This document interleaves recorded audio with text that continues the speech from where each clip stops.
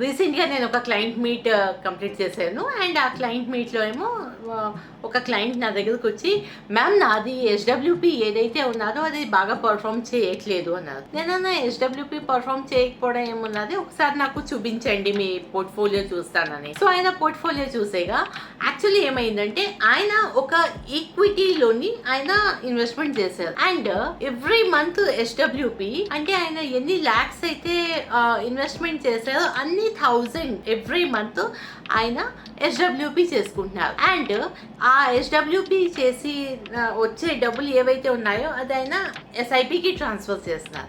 And ఆ SIP ఏదైతే ఆయన ఇన్వెస్ట్ చేస్తున్నారో అదేమో ఆయన బ్యాలెన్స్ కేటగిరీలో చేస్తున్నారు. సో నేను అడిగేదానికి, సార్ ఇది ఇలాగ మీకు ఎవరు సజెస్ట్ చేశారు అంటే, నేను చాలా సంవత్సరాల నుంచి నేను ఇది స్టడీ చేస్తున్నానండి, సో ఇది నేను ఓన్గానే చేశాను అన్న. సో ఓన్గా చేశారు. యాక్చువల్గా ఏంటంటే ఇది ఎక్కడైతే ముందు ఇన్వెస్ట్మెంట్ చేసి ఎస్డబ్ల్యూపీ ఏ ఫండ్లో చెయ్యాలో ఆ ఫండ్లో ఏమో మీరు ఎస్ఐపి చేస్తున్నారు.